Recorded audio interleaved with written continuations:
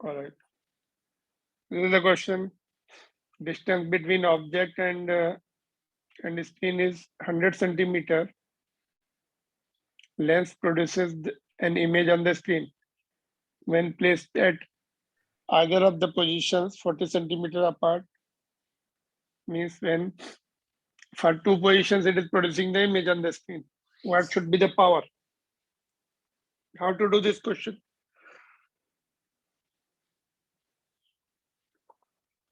एक पोजीशन पर इमेज है, फिर 40 सेंटीमीटर शिफ्ट किया, फिर से इमेज बदली स्क्रीन पर. Which formula?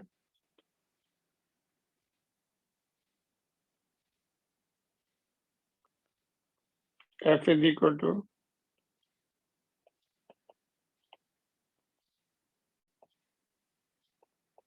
yesterday we have seen displacement method. Capital D being the screen and object distance, that is 100, or small d is 40.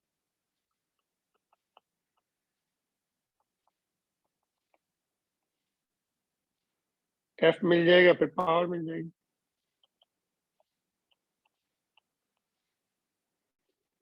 पहला सॉल्व करके बता सकते हैं. This will come 21 equals to 21 आ जाएगा ये. This will be approximately 5 centimetre में है ना, या 100.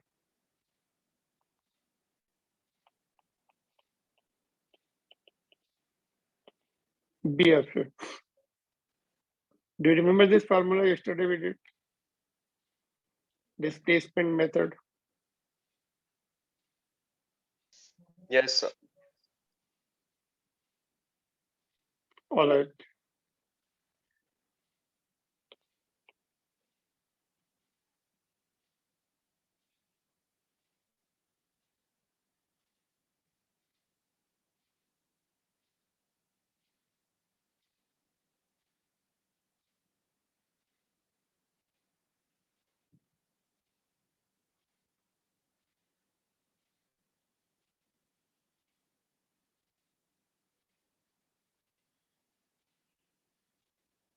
How to do this question?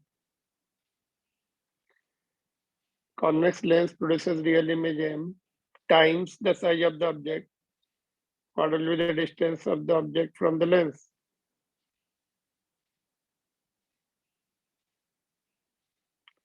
U निकालना है ना. रियल इमेज है ना.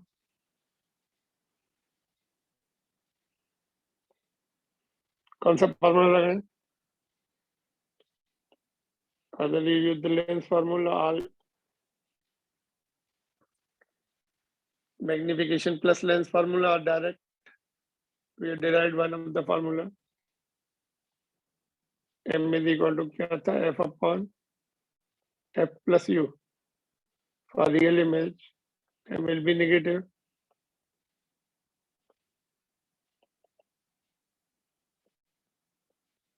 M is negative. Minus M.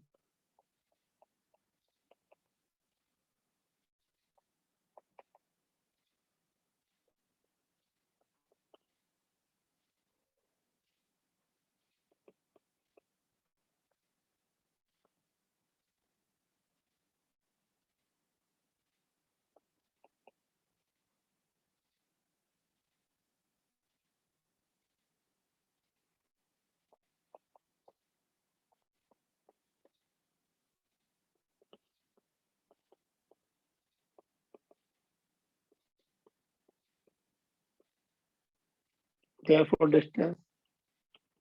Sign convention के साथ आ गया U minus. Distance will be M plus 1 upon M into F. Yeah, A option है.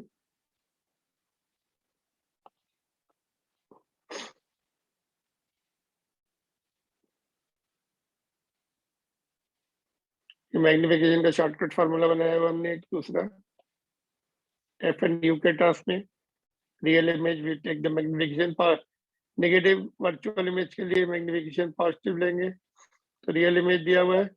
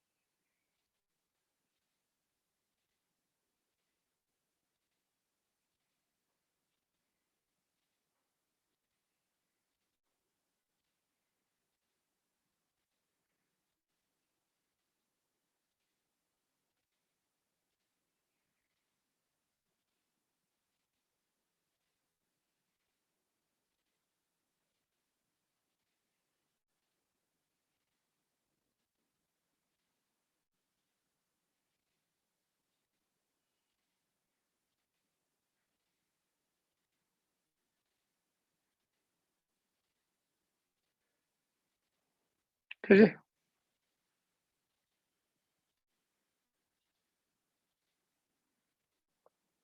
वर्चुअल के लिए क्या आंसर आता है?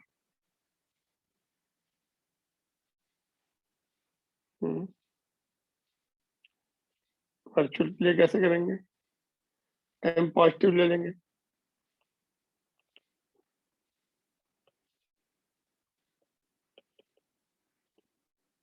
एम एफ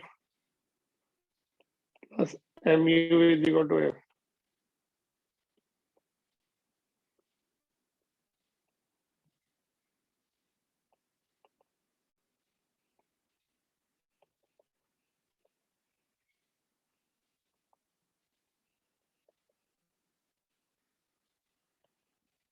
माइनस कॉमन ले लेंगे बाहर,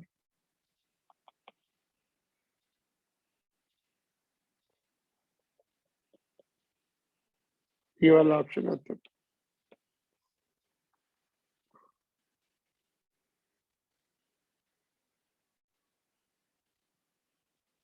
क्लियर?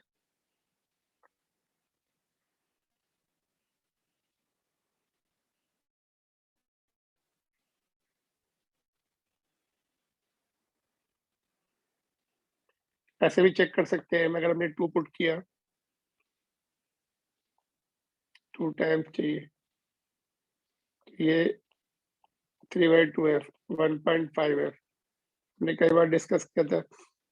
1.5 टाइम्स डिस्टेंस पर अगर ऑब्जेक्ट रखेंगे तो 1.5 times of the focal length distance पर ऑब्जेक्ट रखेंगे तो ट्वाइस इमेज आएगी। वो सिमेट्रिकली प्लेस होता है, ये कितना होगा? 0.5f। तो तो फोकल पॉइंट से इक्वल, एक लेफ्ट एक राइट, एक मोर देन फोकल पॉइंट ये आ गया, और ये दूसरी तरफ का है वर्चुअल इमेज के लिए। तो ऐसे आइडिया भी लगा सकते हैं। अगर हमने M2 यहाँ पुट किया तो एफ आ रहा है, एफ पे रखने से तो इमेज वेरी लार्ज बनती है, और यहाँ तो नीचे ही आ रहा है एफ में। डायमेंशनली डायमेंशनली बैलेंस नहीं है, ये डायमेंशन ही रॉन्ग है इसकी। 3/f आ रहा है, सेंटीमीटर डिस्टेंस सेंटीमीटर में होनी चाहिए, इसमें पर सेंटीमीटर आ रही। गेटिंग और नॉट?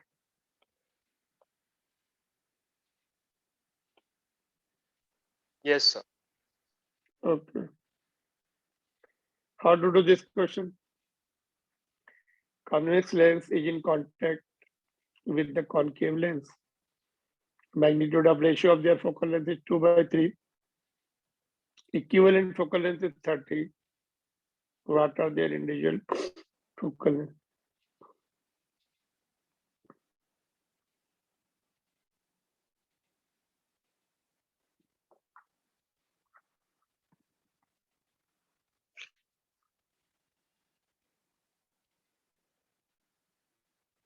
कौन सा फार्मूला लगाने वाले हम यहाँ पर? Which formula we are going to use?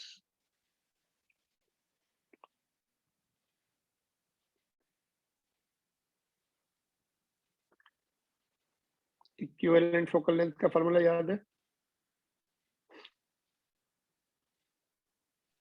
1/f is equal to 1/f 1 plus 1/f. Yes, एक इक्वेशन तो इससे बनेगी ये वाली, और इससे रेशियो का बना लेंगे F1 अपॉन F2।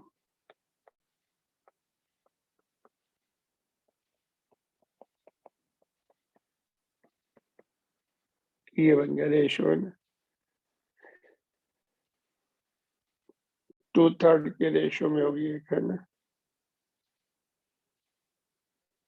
अगर ये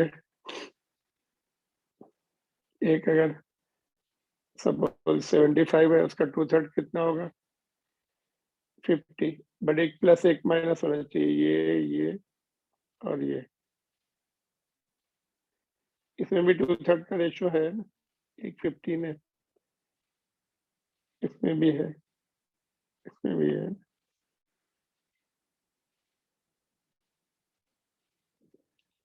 दूसरी इक्वेशन बनाते हैं।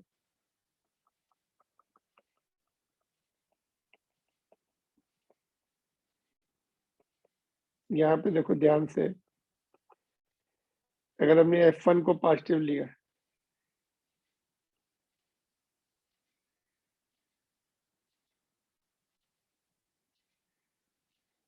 ठीक है, एक को पॉजिटिव एक को नेगेटिव लेना पड़ेगा।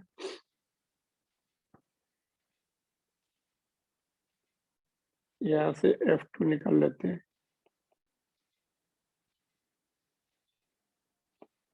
एक को नेगेटिव एक को पॉजिटिव लेना पड़ेगा, है ना। तो बस हमने एज्यूम किया F2,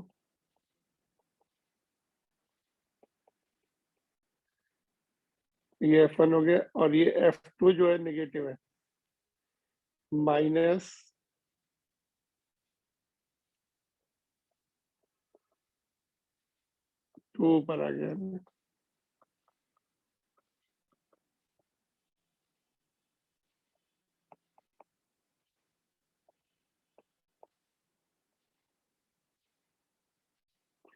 यहाँ से क्या मिलेगा? 1/30 इज इक्वल टू F1 हमें 10 मिल रहा है,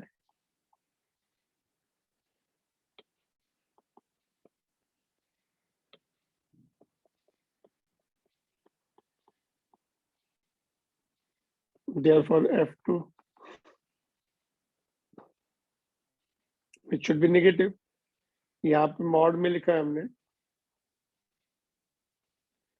बट एक कॉनकेव एक कॉन्वेक्स है, ये -3/1.5 टाइम -15 सेंटीमीटर आ जाएगा। तो एक 10 और दूसरा -15, ये पॉसिबल है।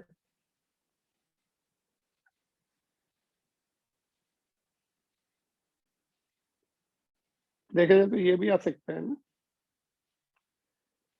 ऐसे तो कंडीशन। अच्छा, नेट फोकल लेंथ पॉजिटिव है, yes, net focal length positive है, तो कॉन्वेक्स का 10 ही होना पड़ेगा ना। कॉन्वेक्स को अगर हमने 15 लिया, कॉन्वेक्स को अगर हमने 15 लिया तो निगेटिव आ जाएगा, देखो।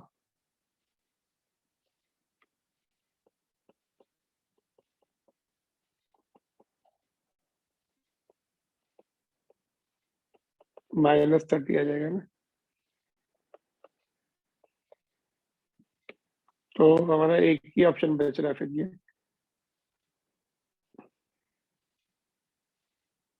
D option.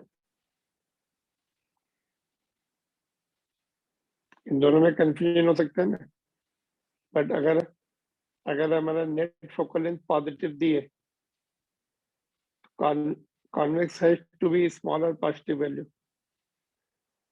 तभी तभी हमारी फोकल लेंथ 10 आएगी। यहाँ पे तुम्हें डाउट आ सकता है, F1, हम F1 को पॉजिटिव ले सकते हैं या F2 को पॉजिटिव ले सकते हैं, बट पहले एक को पॉजिटिव लेके सॉल्व करके देखो, फिर देखो। अगर इन दोनों में डाउट है इसका नेट फोकल लेंथ निकाल के देखो 30 आएगा, इसका -30 आएगा, तो +30 दिया है। ऐसे भी कर सकते थे ना, अगर सॉल्व नहीं करना है तो नेट फोकल लेंथ 30 है, इन पेयर का निकाल के देखो, इसका एक एक का निकाल लो, इसका और इसका निकाल लो, है ना। अगर इससे -30 आ रहा है तो ये वाला आंसर होगा, इससे -30 आ रहा है तो ये आ रहा है। ऑफकोर्स ये तो हो ही नहीं सकता है, दोनों पॉजिटिव हो ही नहीं सकते क्योंकि दिया है कॉन्वेक्स कॉन्वेक्स। तो कभी कभी बिना सॉल्व करके भी हमें कॉमन सेंस से भी निकाल सकते हैं।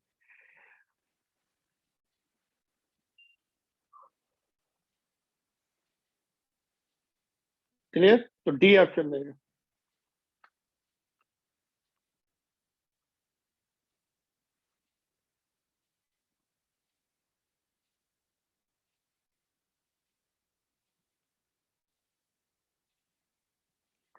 '81 छोड़ना है एक्चुअली, थोड़ा सा problem. '82, how to do this question? Which formula for this?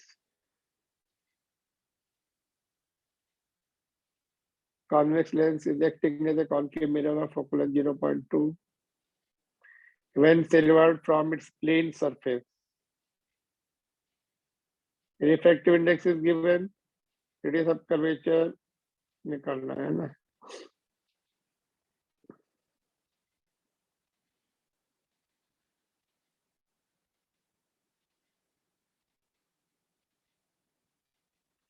Which formula do we need for this?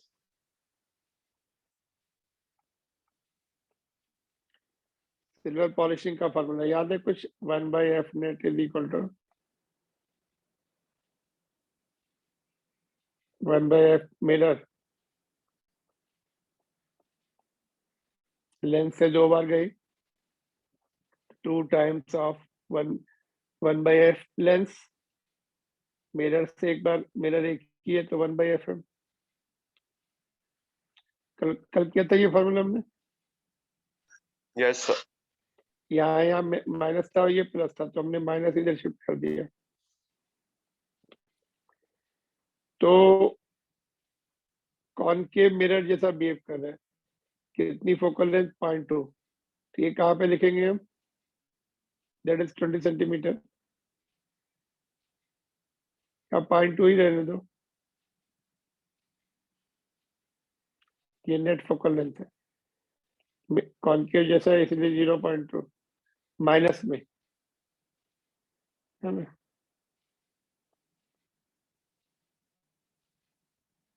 Mirror की फोकल लेंथ कितनी आएगी? मिरर की फोकल लेंथ कितनी आएगी?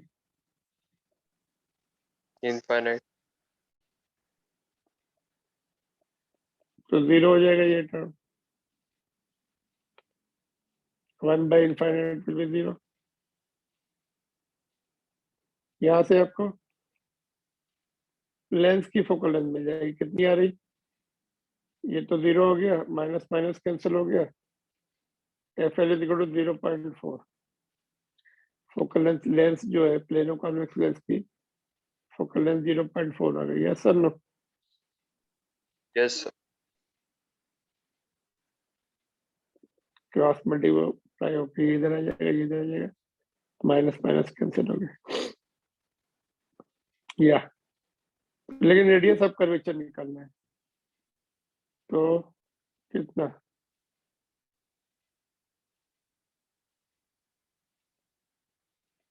One by F is equal to N minus 1 by R1. या, तो value put कर दो, ये 0.4 आई है और ये 0.5 बचेगा यहाँ पर, 1/R1, ये 1/R, और दूसरा तो इंफिनिटी 0 हो गया, 1/infinity।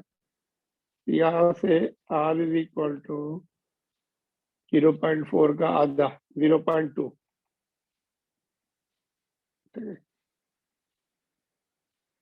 B option. ऑलराइट, ये थोड़ा सा, हाँ सही है आंसर। थोड़ा सा ये फार्मूला याद रखना पड़ेगा आपको, कॉम्बिने सिल्वर पॉलिशिंग वाला।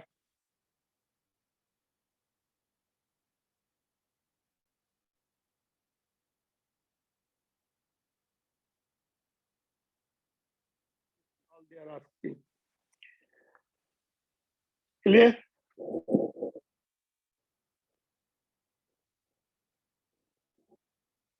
नेक्स्ट क्वेश्चन भी ऐसे ही अपने आप कर सकते हैं ना, 82 के बाद लेट से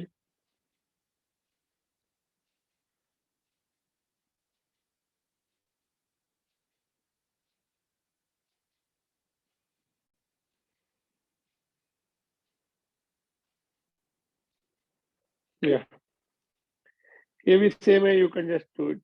आंसर्स दिए हैं, इसका आंसर कितना है? 60 सेंटीमीटर ये आ जाएगा। Same formula again.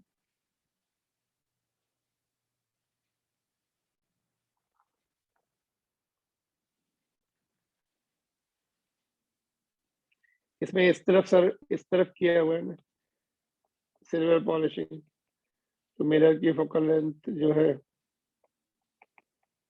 r/2 होगी, माइनस हो जाएगी बिकॉज इसका रेडियस ऑफ कर्वेचर लेफ्ट में आ रहा है, कॉनकेव मिरर बन रहा है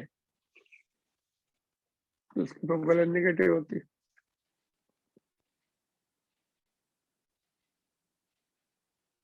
फाइनली भी कॉनकेव ही आएगा ना, नेट नेट भी कॉनकेव आएगा।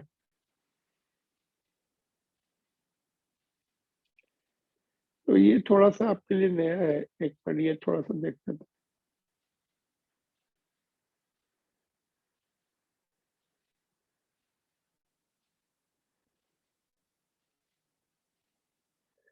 कि मिरर पहले नेट फोकल लेंथ निकाल लेंगे, वो माइनस आ जाएगी, नेट कॉनकेव हो जाएगा। मिरर का फॉर्मूला लगेगा 1/v minus 1/v plus 1/u is equal to 1/f। बाद में मिरर बन गया तो मिरर का फॉर्मूला लगाएंगे, जो फोकल लेंथ आएगी उसका डबल डबल डिस्टेंस पे रखने से सेम सेम साइज की इमेज आती है, तो 2f पे रखने से तो फोकल लेंथ शायद 30 आएगी, इसलिए आंसर 60 है।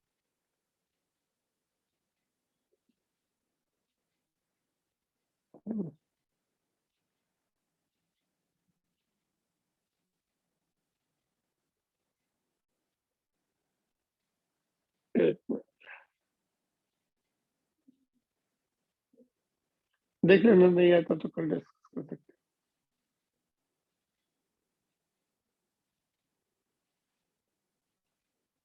हैं। ये क्वेश्चन कर सकते हैं, ये आपके लिए नया है। देखो ये थोड़ा आउट ऑफ कोर्स भी है।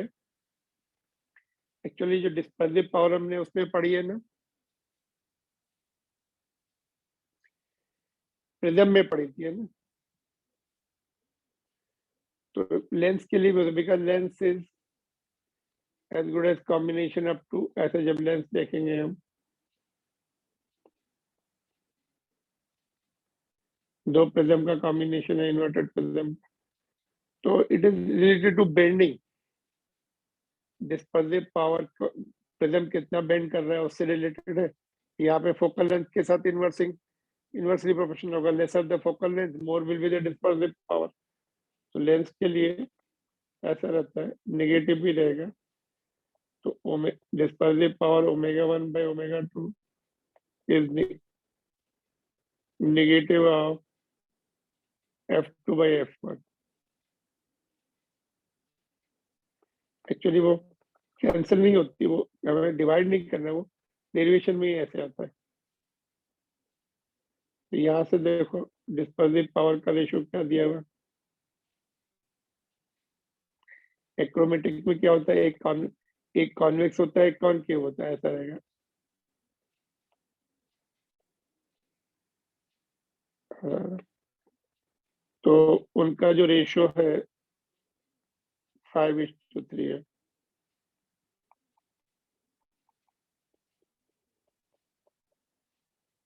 ठीक है, f1/f2 is minus 3/5. ठीक है. If the focal length of concave is 15, अभी वो फिर से वो बन गया आपका कॉम्बिनेशन वाला लेंसेज इन कॉन्टेक्ट. तो कॉन्केव की 15 है, then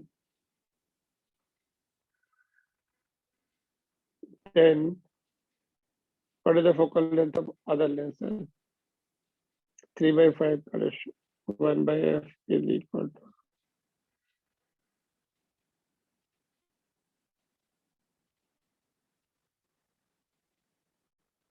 एक का पुट कर दो यहाँ पे f1 is equal to minus 3/5 times of f2.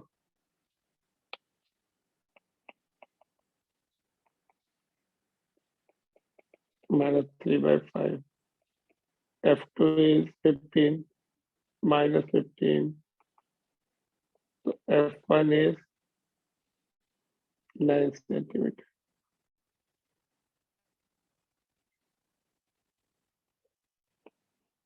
ए ठीक है.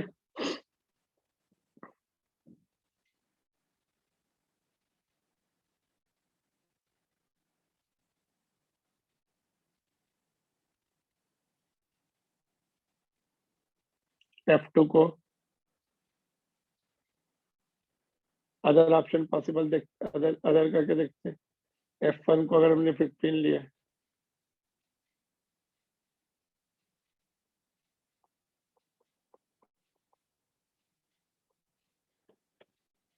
f2 कितना आ रहा है? 25. 25 का ऑप्शन दिया है, नहीं दिया है ना. वो भी हो सकता था. Yeah. दिया है क्या 25? नहीं, कॉन्वेक्स 25. इससे दोनों दिएंगे. Yes, sir. दोनों भी है. ओके, इसमें तो दोनों हो सकते हैं. फिर इसमें कोई वो सीक्वेंस में तो कुछ है नहीं. dispersive of lens, classes of lenses used in that project.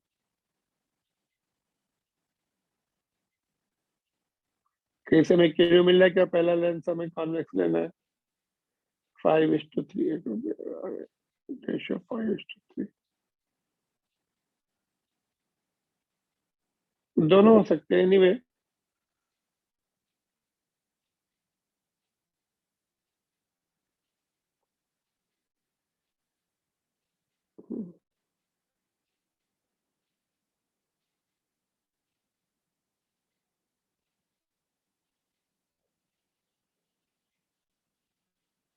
Okay, I check it. इसको छोड़ दो क्योंकि ये वैसे भी इसको don't just to leave it. I cross check by the other. इसका जब हम वहां पे करेंगे ना, क्या बोलते हैं, प्रिज्म का थ्योरी पढ़ेंगे, dispersive power, then will try to relate. थोड़ा सा मुझे क्रॉस चेक करना पड़ेगा. ये डेरिवेशन ही क्रॉस चेक करके निकालना पड़ेगा पहले. आउट ऑफ कोर्स बोल सकते हैं. चलो, what about this question now? These are prism के क्वेश्चन. बाकी इंपॉर्टेंट है. Angle of minimum deviation for prism of refractive index 1.5 is equal to the angle of prism. Then angle of prism is how much?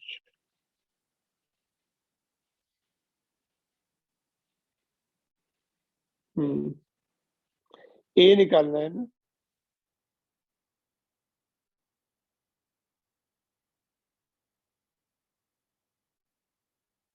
Which formula is used here? कौन सा formula लगेगा इसके लिए? Prism formula. Sign क्या है? Prism formula पता याद तो नहीं.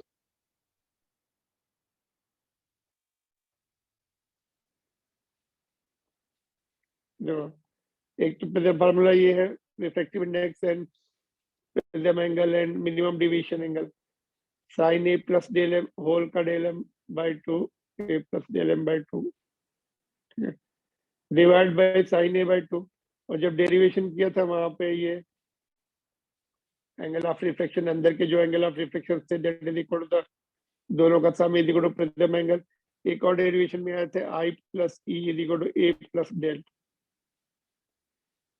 I is the angle of incidence, E is the angle of emergence, A is the prism angle, and del is the deviation angle। जब ये मिनिमम हो जाता है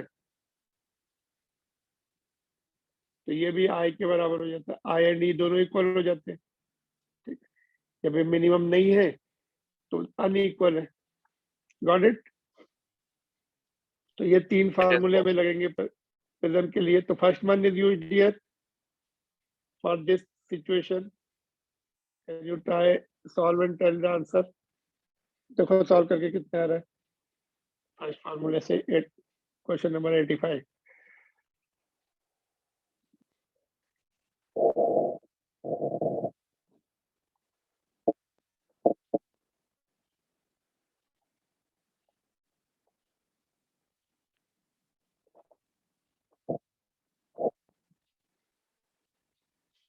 दोनों इक्वल दिए हैं ना? नहीं, प्रिज्म एंगल डेल एम को ये लेके सॉल्व कर लो।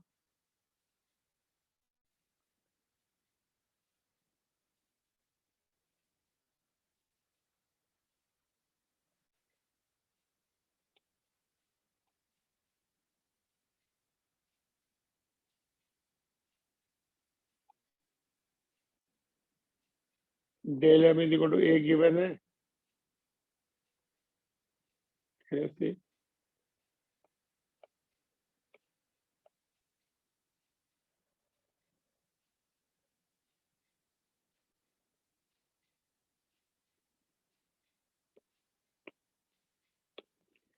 1.5 यहाँ पे देखो क्या हो जाएगा। हाँ ये ए हो जाएगा। साइन ए ऊपर है, नीचे साइन ए बाई 2। तो sine A can be written to sine A by 2, cos A by 2, sine A by 2, sine A by 2 cancel हो गया एंड 2 को इधर शिफ्ट कर दिया। therefore cos a by 2 is 0.75 and हाँ बस। तो ये 0.75 मीन्स cos 41 लिख सकते हैं इसको। तो cos cos हट गया, 41 is equal to a by 2, a is equal to 82, C option।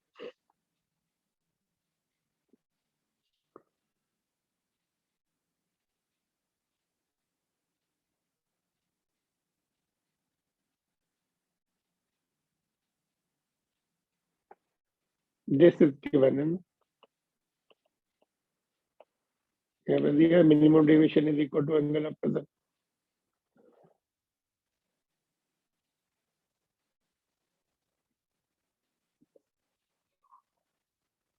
This is the question number 85।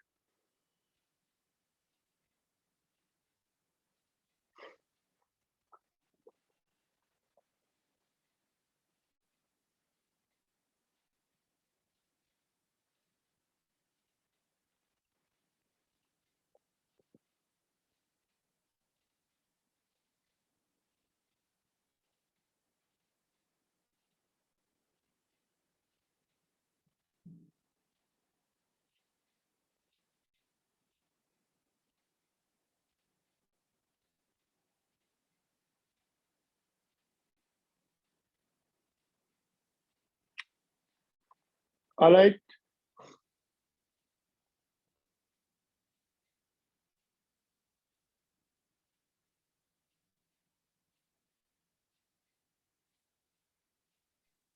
Yes, sir. okay।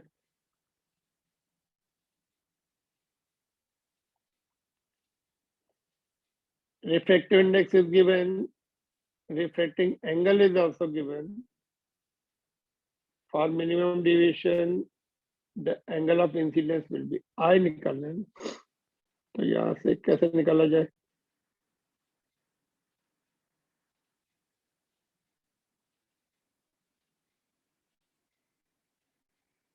पहले डेल एम निकाल लेते हैं ना।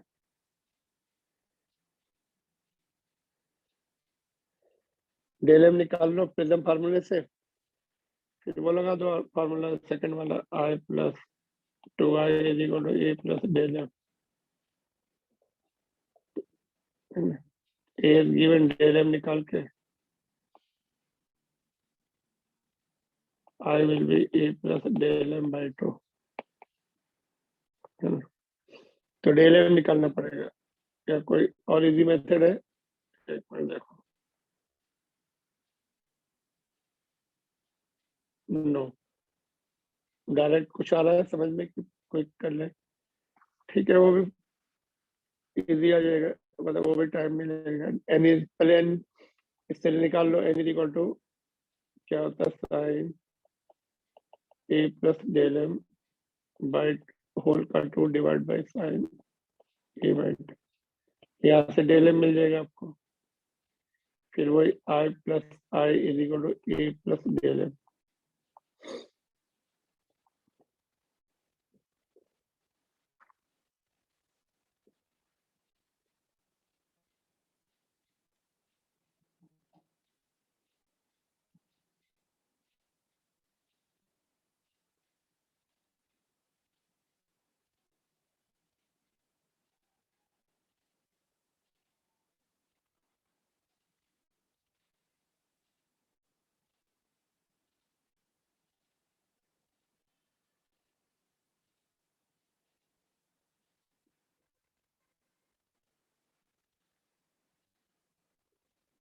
एन इज रूट टू यहाँ से आ रहा है क्या डायरेक्ट?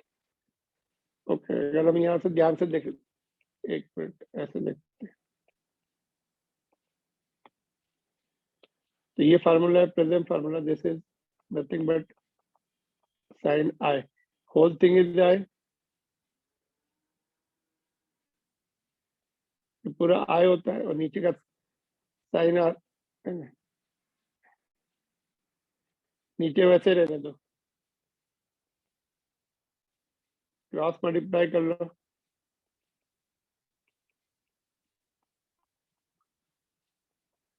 ये रूट टू है, ये 60 दिया, 60 मीन 30 रूट रूट 3/2 है ना। ये रूट 3/, नहीं यहाँ से क्या आ रहा है, कुछ गड़बड़ हो रहा है क्या? सर वो आर दिया है, रिफ्लेक्टिंग एंगल आर होना चाहिए ना। वो रिफ्लेक्टिंग एंगल आर नहीं होता, वो रिफ्लेक्टिंग प्रिज्म एंगल को बोलते हैं। रिफ्लेक्टिंग एंगल है प्रिज्म एंगल। अच्छा, प्रिज्म एंगल, एक मिनट, नीचे जो है आर, दोनों, एक मिनट,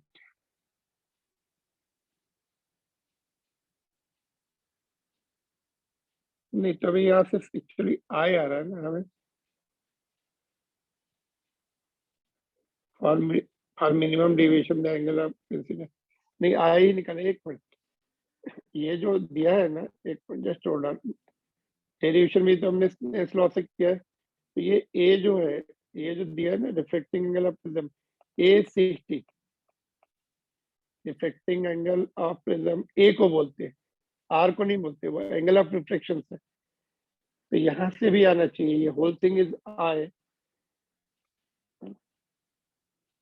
ओके, एक मिनट पहले देख, जस्ट होल्ड ऑन, पहले उसको हम चेक करते क्यों नहीं आ रहा है। पहले तो ये देखो फुल मेथड जो हमने किया है, but it should be, root क्या था वो, यहाँ से देखो ऐसे, ए रूट टू, ए 60, ये एंगल हमने जब हमने पढ़ा था उस समय मैंने रिमाइंड किया था आपको, रिफ्लेक्टिंग एंगल, बिकॉज दो रिफ्लेक्टिंग सरफेस के बीच में बनता है ना, तो reflecting angle is this, A is also called reflecting angle. अभी हमने प्रिज्म फार्मूला लगाया, यहाँ से हमें क्या मिल गया, डेल एम मिल गया 30, और ये लगा दिया फार्मूला, तो I 45। But my question is, direct भी हमें आना चाहिए, because whole thing is called I. एक बार फिर से चेक करते हैं, ये ये पूरा टर्म जो है आई होता है ना, और ये sine R, R is minimum division के केस में आर इज a/2। ओके, एक मिनट थोड़ा सा, sine I is n into sine R, n तो √2 है, sine r is equal to a/2 है ना 30। अच्छा, हमने वहां पे साइन की वैल्यू रॉन्ग पुट कर दी थी, √3/2 पुट कर दी। साइन 30 आ रहा है ना, ये साइन 30 आ रहा है ना, this is r is a/2 है ना, √2 साइन 30 इज 1/2, 1/√2, तो I इज इक्वल टू 45।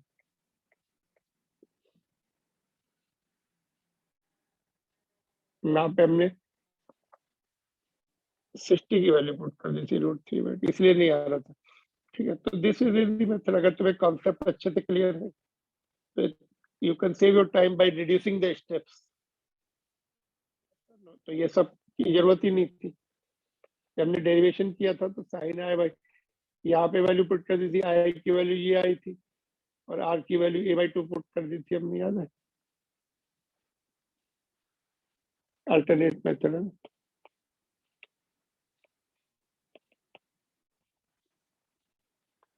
तो you can just be brief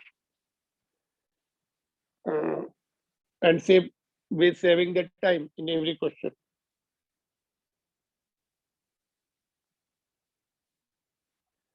Got it?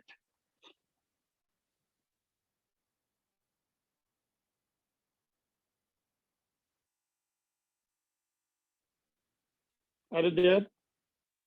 Yes, sir. Yes, sir. Okay. ये important है, boards में भी ये question आ सकता है ना. Present part is very important for board examination also. तो ये भी board में आया हुआ question है.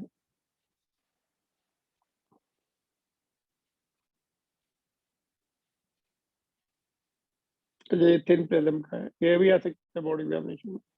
thick prism के लिए भी आ सकता है, thin prism के लिए भी आ सकता है. thin prism का फार्मूला क्या होता है?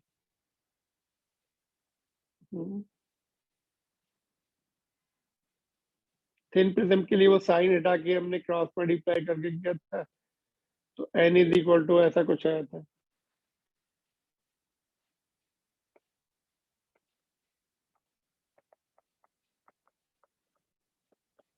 कंक्लूजन ड्रॉ करने के लिए ये हमने थिन प्रिज्म के लिए बनाया था. यहाँ पे क्या चेंजेस होंगे, how to get this? Minimum duration of 8 minute.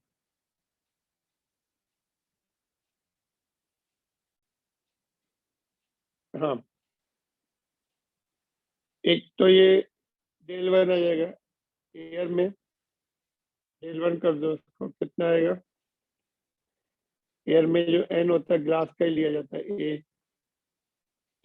इसको हमने, this is the other way of writing है ना, ऐसे N G A reflected of glass with respect to air, और इसको मैंने बताया उल्टा लिखते हैं अगर म्यू के टर्म में, reflecting of glass with respect to air. तो एक ही बात है, ये ग्लास का कितना दिया, 3/2 इंटू एयर, तो 0.5 into air. Dipped in water. अभी यहाँ पे क्या चेंज होगा बोलो? जब वाटर में डिप करते हैं then n2/n1, n glass divided by जिस मीडियम में है उसके रिफ्रेक्टिव इंडेक्स से डिवाइड करना है. तो एयर में है तो उसका 1 होता है, इसलिए डिवाइड नहीं करते. लेकिन अभी वाटर है तो वाटर के रिफ्रेक्टिव इंडेक्स से डिवाइड करेंगे. ये आपका Ng/Nw 9/8 आ जाता है ना, ये 4/3 है, 3/2, 9/8 आ जाएगा, -1 इंटू ए. तो ये 1/8 ए डिवाइड कर दो. अभी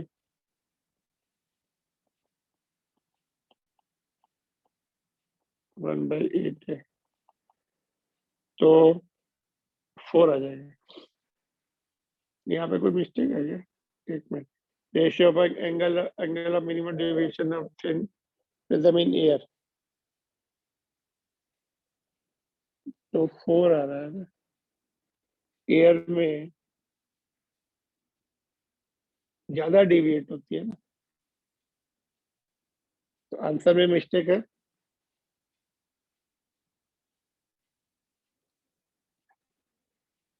none of this.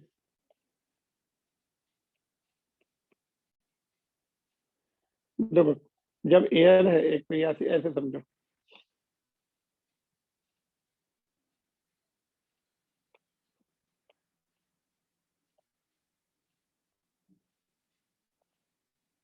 इसको क्रॉस चेक करते हैं, सही आंसर है कि मिस्टेक है। थोड़ी देर के लिए ऐसे समझ लेते पैरेलल है, तो ऐसे डिविएशन ऐसा होगा कुछ, और जब वाटर में डाल दिया इसका,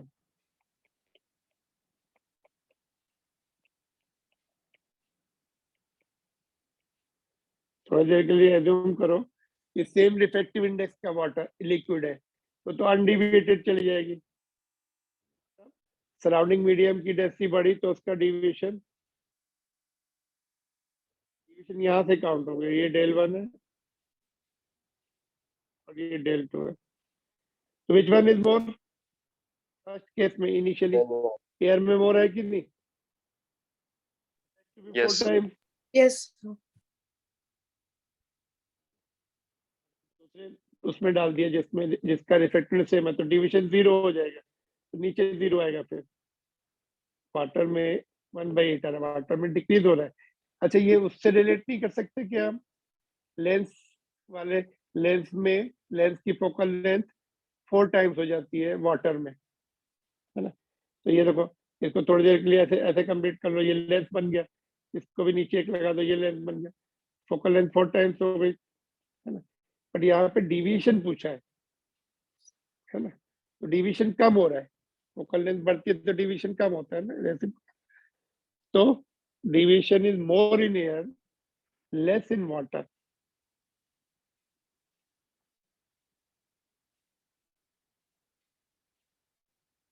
एयर में ऑफकोर्स। तो सीक्वेंस एक बार देख लो, ratio of angle of minimum deviation of thin film air में पहले है, तो ये एयर का है।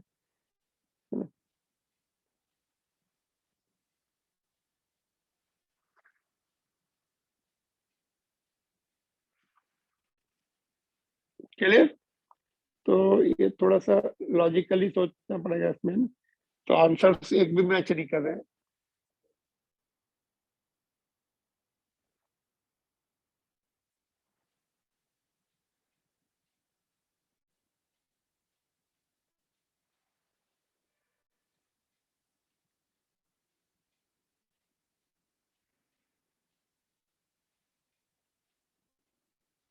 देखो ये क्वेश्चन कैसे करेंगे? Light rays incident by grazing one of the face, by grazing one of the face of the prism. मतलब ये है, ग्रेजिंग एंगल क्या होता है? ग्रेजिंग मीन्स इसको टच करती है यानी ऐसे एक एक प्रिज्म के फेस पे टच करती है यानी। एंड आफ्टर रिफ्लेक्शन रे doesn't emerge out, what should be the angle of prism while critical angle? ये बाहर नहीं निकल पा रही है, बाहर नहीं निकल पा रही मतलब क्या हो रहा होगा? What is happening there? Critical TIR हो रहा है वहां पर, सरफेस पर टीआईआर हो रहा है, ठीक है? तो टीआईआर के लिए ये एंगल जो है R2, देखो ये R2 should be greater than C। Critical angle ICM use कर रहे थे, लेकिन यहाँ पे C लिखा तो C लिख दो। यहाँ से स्टार्ट करेंगे, R2 should be greater than C। But R1 and R2 के बीच में कोई रिलेशन होता है? Yes, prism angle is R1 plus R2, तो R2 will be A minus R1 हो जाएगा ना। और R1 और इसके साथ कोई रिलेशन होगा क्या? R1 एंड C के साथ रिलेशन होगा? यस। जब अगर हम रे रिवर्स कर दो, जैसे ऐसे जाके ऐसे आएगी, रिवर्सिबिलिटी प्रेजेंट है ना। जब R1 जो है C है तो ये 90 है, इसका मतलब क्या है? R1 is equal to C, because grazing angle मतलब 90 डिग्री पे हो गया।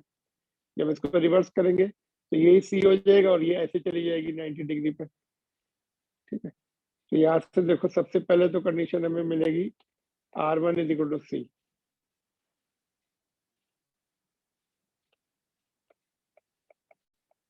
जब ग्रेजिंग एंगल होता है 90 डिग्री पे भेजते हैं तो उधर से फिर क्रिटिकल एंगल बना के जाती है वो।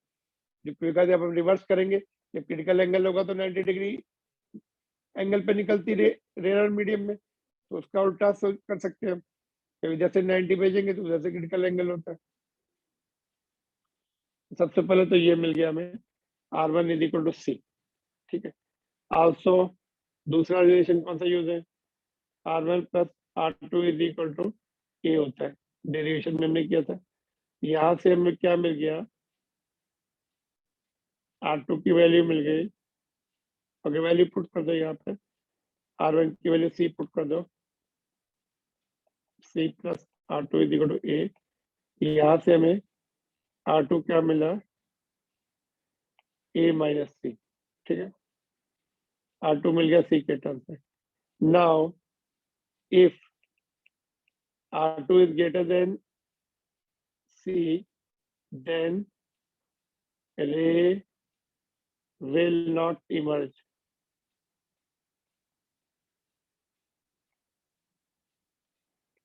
from prism. In other words, TIR, second surface पर TIR हो जाएगा। ठीक है, ये वाली कंडीशन हम फिर से लिख रहे हैं, ये वाली देखो। Therefore, R2 is greater than C. जरा साइन ले लो, नहीं R2 की वैल्यू पुट कर दो, साइन लेने की जरूरत ही नहीं, अभी हो गया यहीं पे। R2 की वैल्यू ऊपर से पुट कर दो, Therefore A माइनस सी, ये वाला रिलेशन R2 की वैल्यू यहाँ पुट कर दी हमने। तो therefore A greater than C को इधर भेज दो तो 2C हो जाएगा, more than 2C, C option. Can you see? A should be greater than more, A should be more than 2C. Angle of prism कितना होना चाहिए वो पूछा है, equal to C no, less than C no, more than C yes, 2C।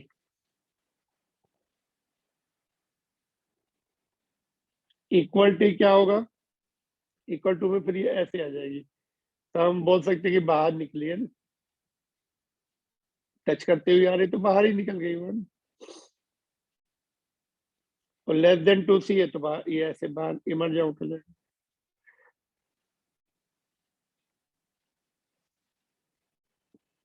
समझ में आए सारे स्टेप?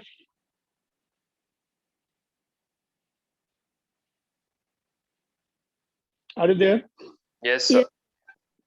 तो हमने एक एक पॉइंट को किया, देखो यहाँ से बाहर नहीं निकलनी है तो ये अलग, इसको हम R2 लेते, डेरिवेशन में याद है R2 सिंबल लिया हमने। It should be greater than C, then only TIR होगा। C मतलब IC, यहाँ पे जो है IC को C लिया गया है, एक ही बात है। तो यहाँ पे ग्रेटर होना चाहिए R2 की वैल्यू C से, तभी TIR होता है ना। फिर ये डेरिवेशन हमने किया था R1 पर, अंदर के जो एंगल ऑफ रिफ्लेक्शन है ये वाले R1 और R2, यानी इक्वल टू प्रिज्म एंगल ये A है। तो यहाँ से हमें R1 की वैल्यू C हमने डिसाइड, हमने कंक्लूजन ड्रॉ किया इस सरफेस पे। तो यहाँ से हमें R2 की वैल्यू मिल गई A minus C. Now if यहाँ पर ये if it is greater than critical angle, then they will not emerge out from the prism, TIR will be taking place at the second surface. इसको हमने repeat लिखा है यहाँ पर, और R2 की वैल्यू ऊपर से ये वाली पुट कर दी, A माइनस सी। तो A is greater than 2C, C को इधर शिफ्ट कर दिया, C प्लस C 2C हो गया। A should be greater than 2C so that ray will not emerge out from the second surface.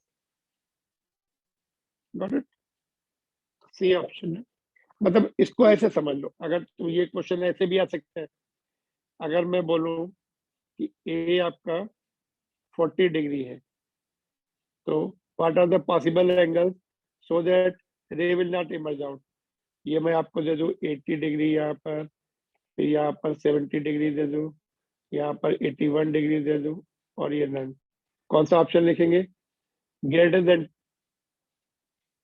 एक minute, sorry C, जो ए की value पर अगर क्रिटिकल एंगल आपको दे दिया जाए, सी, अगर सी की वैल्यू दे दी जाए 40 डिग्री है ना, तो ए कितना होना चाहिए कि they should not be merging out, A should be greater than 2c, 80 से ज्यादा होना चाहिए, सिंपल। 81 भी हो सकता है, 82 भी हो सकता है, 80.1 भी हो सकता है, कोई भी वैल्यू के लिए it should be greater than 2c, that's all. Equal to हुआ तो इमर्ज आउट हो जाएगी, just will be just EIR होगा, और just it will go grazing emergence हो जाएगा। क्लियर और नॉट? ग्रेजिंग इमरजेंस के लिए डबल होना चाहिए। तो इस, ये जो हमने पॉइंट पढ़े ना, ये सब सारे पॉइंट कहाँ पे यूज होंगे? ग्रेजिंग इमरजेंस की कंडीशन है तो हम यहाँ पर इक्वल टू यूज करेंगे, कहाँ गया, यहाँ पर इक्वल टू यूज करेंगे ग्रेजिंग इमरजेंस के लिए, है ना। मैक्सिमम डिविएशन के लिए क्या करेंगे? ये I 90 डिग्री लिया जाता है मैक्सिमम, हमने तो मिनिमम पढ़ा है ना। मैक्सिमम डिविएशन का फार्मूला नहीं है डायरेक्ट, ऐसे ही स्टेप्स लिए जाते हैं, I 90 लेके आगे सॉल्व किया जाता है, फिर ये सब स्टेप लेके। तो this is the theory part, it should be very crystal clear to deal such type of problem. ठीक है, can I end it now? Yes, sir. Okay, चलिए, Thank you, sir. Thank you, sir. all right.